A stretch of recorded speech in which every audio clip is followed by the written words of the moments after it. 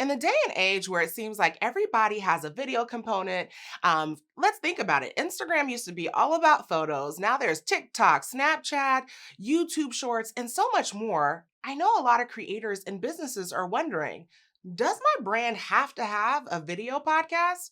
So, this week we're going to talk about do we need video component in your podcast in order to actually reach your target audience?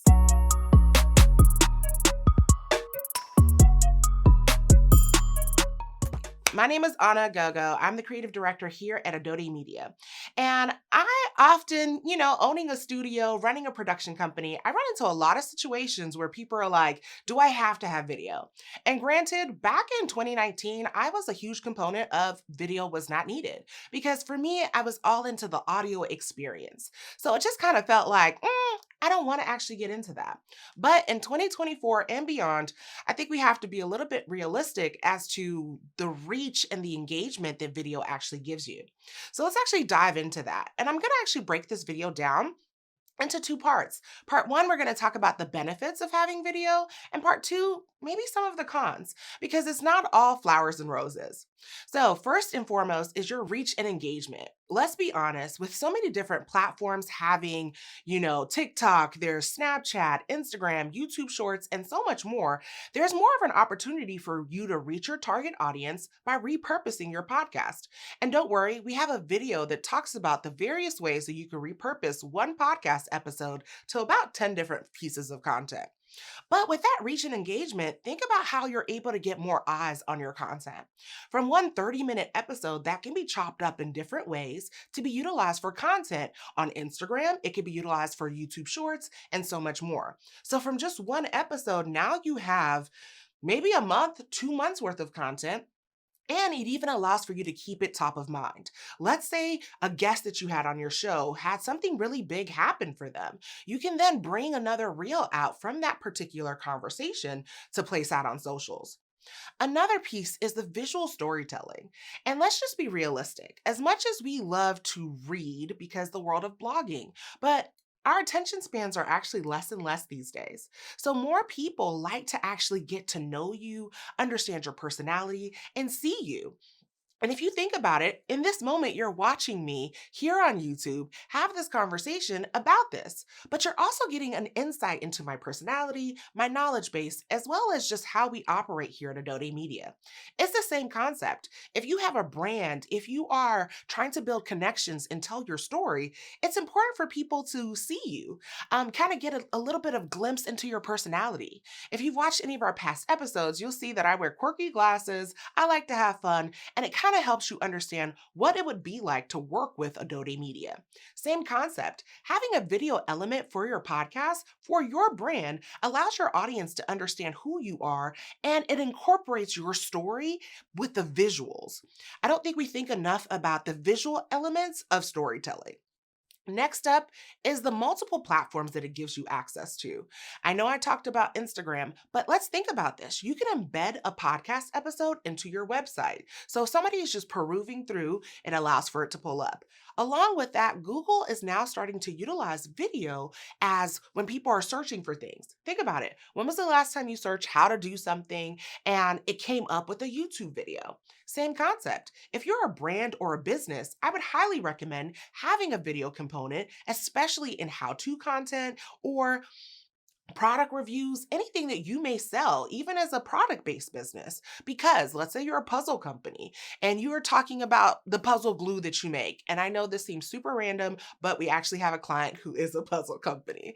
And so you are talking about the glue that you make and how it helps with pulling the puzzle together so you can frame it. Well, guess what? If somebody's trying to understand how to frame their puzzles, they'll be able to find your content from that video because Google will bring it top of mind. Next up is the guest interaction. Now, you can have great interactions with your guests audio wise because oftentimes people do record via Zoom, Riverside, Spotify. I said Spotify, I actually meant Squadcast. And so there's different elements of where you can record remotely that doesn't have to be in person. But let's think about it like this. If you're recording somebody remotely, more than likely you guys are seeing each other as you have that conversation. And the thing about it is it helps with that interaction. It helps you guys feel connected. Well, it's the same concept for your audience. The same way in which you would not get on a Zoom to record a podcast episode and not have your cameras on and just be talking into the abyss, it's the same concept. People want to see what that interaction was like. They want to get your idea of your personality. And they also want to just feel like they're a part of the conversation. Nobody wants to feel like they're watching two people just have a conversation. They want to feel like they're being brought into it. And that's where the facial components and all of those things. Your guest also feels much more comfortable. I'm, of course, because I own a studio, am a big proponent for recording in person, but you can still have the same experience with tools like Squadcast and Riverside that allow for you to see each other and it records your audio and your video, and then you can send it to an editor to edit all of this. Next, or should I say last but definitely not least, is the monetization opportunities. As we are having this conversation, you have the opportunity, let's say if you're doing in person like I am right now, you could have like products based in the background that you could sell. You could have a brand who pays for their products to be in the background. So it actually gives you more opportunities to monetize your content and increase your reach. Now, those are the benefits of having video and why you should consider it. But I would not be doing a good job if I didn't walk you through some of the cons, shall we say, in having video for your content. So, con number one is you have to be camera ready.